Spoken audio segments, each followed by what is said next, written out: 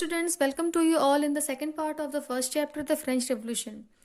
In previous video, we had discussed about that during the French Revolution, France was under monarchical form of government. The French Revolution spread the idea of liberty, equality and fraternity among the whole world.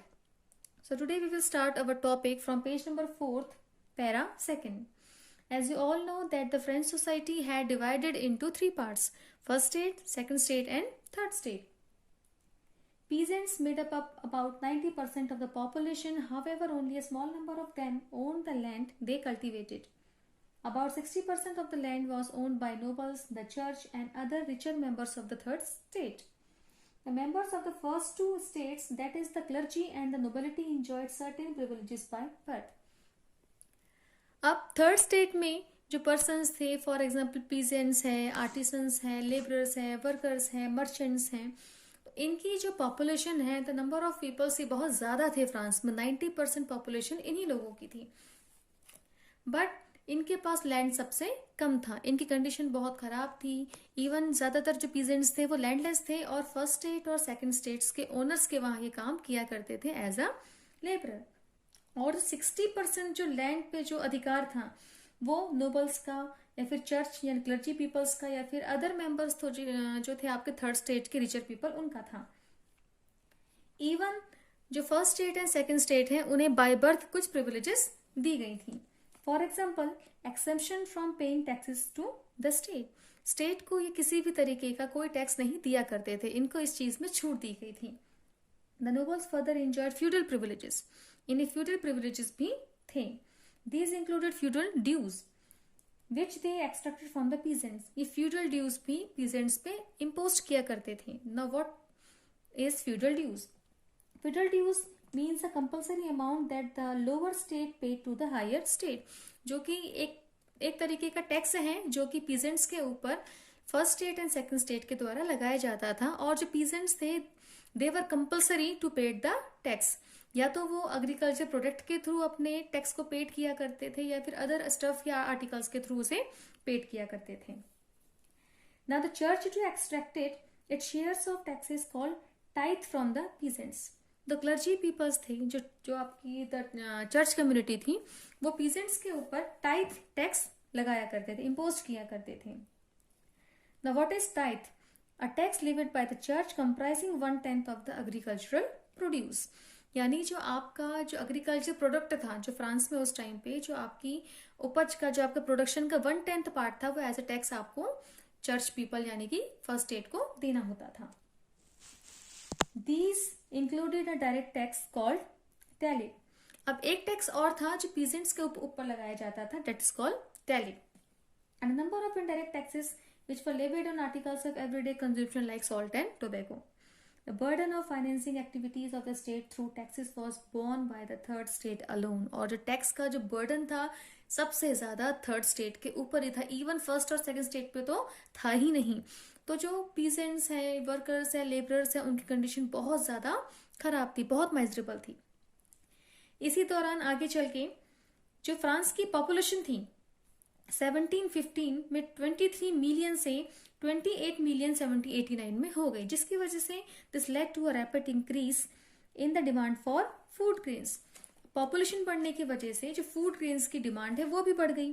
Production of grain could not keep pace with the demand, so the price of bread which was the staple diet of the majority rose rapidly.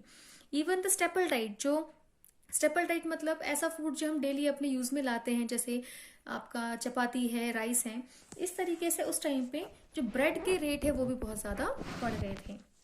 और जो most जो workers थे, labourers थे, वो बढ़ती कीमतों के साथ बैलेंस नहीं बना पा रहे थे, कोप नहीं कर पा रहे थे.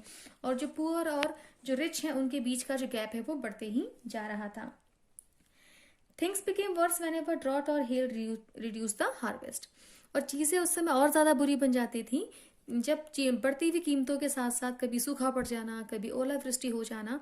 तो इसमें जो पीजेंट्स हैं first state and second state पे तो कोई फर्क नहीं पड़ता था, लेकिन जो पीजेंट्स हैं इसमें और ज्यादा वो पिस जाया करते थे. उनकी कंडीशन बहुत ज्यादा बुरी हो जाती थी, जिसकी वजह से सब्सिस्टेंस क्राइसिस जैसे सिचुएशन 1789 द ओल्ड रेजिम के टाइम पीरियड में हमें देखने को मिलती है. Now there is a flow chart in page number 6 figure 1.2। The first one is bad harvest. अगर कोई फसल है, बैड हार्वेस्ट है, यानी कि फसल आपकी अच्छी नहीं हुई है, तो उसकी वजह से क्या होगा? स्कैर्सिटी ऑफ ग्रेन्स, अनाज की कमी हो जाएगी। अनाज की कमी होने से राइजिंग फूड ग्रेन्स प्राइस, यानी कि जो फूड ग्रेन्स का जो प्राइस है वो बढ़ जाएगा। और अगर कीमतें बढ़ जाएंगी, the poorest can no longer buy bread, तो जो गरीब लोग हैं वो अनाज खरीद नहीं पाएंगे। जो उनकी बेसिक नीड्स है, जो भूख है यानी हंगर है, उसी को फुलफिल नहीं कर पाएंगे। भूख अगर उनकी पूरी नहीं हो पाएगी तो कंडीशन क्या होगी? फूड रियॉट्स, खाने के लिए लोग आपस में लड़ेंगे, एक दूसरे को मारेंगे। और सेकंड कंडीशन होगी कि जो फार्मर्स हैं, आपके पीजेंट्स हैं, वो वीक हो जाएंगे। वीक होने से डिजीज एपिडेमिक, यानी महामारी फैलेगी, कई प्रकार की बीमारियां फैलेंगी, और जिससे इंक्रीजिंग नंबर ऑफ डेथ, कई लोग मारे जाएंगे। तो ये होता है सब्सिस्टेंस क्राइसिस। किस तरीके से सब्सिस्टेंस क्राइसिस एक दूसरे से लिंक है, किस तरीके से सिचुएशन आपकी बैड हार्वेस्ट किस तरीके से इंक्रीजिंग नंबर ऑफ डेथ को शो करती है। The next, growing middle class envisages an end of privilege. अब जब कंडीशन धीरे धीरे बहुत ज्यादा बिगड़ती चली गई, जो आपके पीजेंट्स क्लास के जो लोग थे, थर्ड स्टेट के जो लोग थे, उनकी जो कंडीशन थी बहुत ज़्यादा माइजरेबल थी, और वो बहुत ज़्यादा डिसकॉन्टेंटेड थे कि इतना ज़्यादा टैक्स उन पे इम्पोज किया जाता है, और उनकी कंडीशन इतनी बुरी है, फूड ग्रेन्स के प्राइस इतने हाई हो गए हैं। तो कई बार उन्होंने फ्रांस गवर्नमेंट के अगेंस्ट रिवॉल्ट की, आवाज़ उठाई, लेकिन उनकी आवाज़ उठाने का उन्हें कोई फ़ायदा नहीं मिला। क्यों? क्योंकि उन्हें एक ऐसे सपोर्ट की ज़रूरत थी जो कि उन्हें थर्ड स्टेट के जो वेल्थियर क्लास ऑफ पीपल थे उनसे मिल सकती थी, जिसमें एजुकेटेड पीपल थे, जो मॉडर्न आइडियाज से काफ़ी इफेक्टेड थे। इन लोगों का, जो थर्ड स्टेट के जो वेल्थियर पीपल थे, इनका मानना ये था that no group in society should be privileged by birth, कि सोसाइटी में किसी भी ग्रुप को बाय बर्थ कोई प्रिविलेज नहीं दी जानी चाहिए। Even a person social position must depend on his merit, उसके मेरिट या उसकी क्वालिटी के बेस पे सोसाइटी में उसकी पोजिशन होनी चाहिए।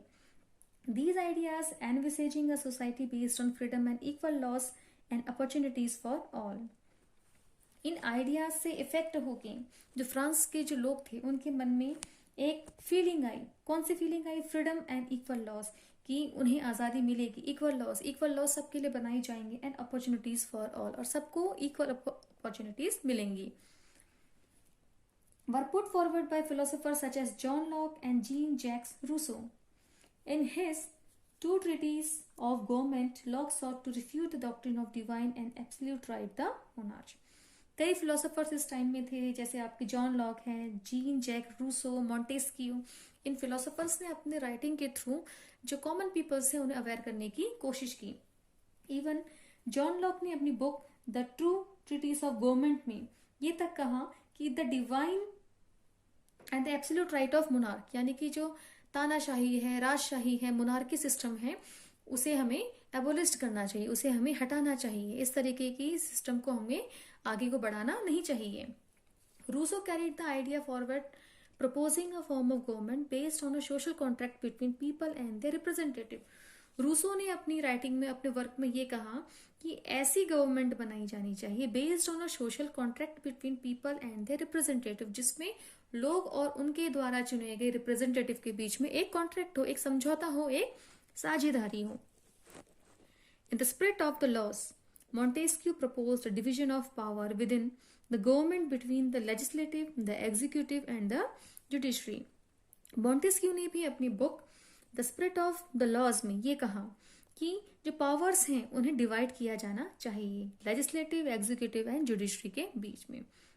आपने प्रीवियस वीडियो में ये पढ़ा था कि जो फ्रांस है उसने 13 अमेरिकन कॉलोनीज की हेल्प की थी, किससे? ब्रिटेन से, उन्हें इंडिपेंडेंट करने के लिए।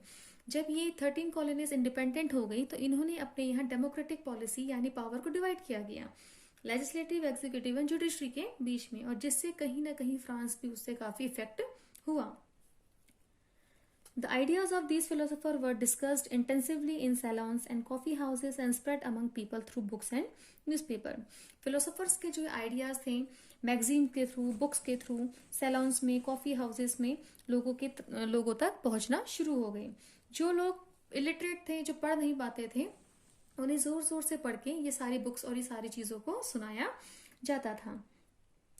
The news that Louis XVI planned to impose further taxes to be able to meet the expenses of the state.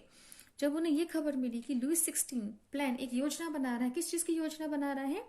To impose further taxes, कि उन पे रिप्रेजेंट्स ग्रुप थर्ड स्टेट, उनमें एक्स्ट्रा टैक्सेस इम्पोज किया जाएगा to meet the expenses of the state, state के जो financial जो खर्चे हैं उन्हें उठाने के लिए.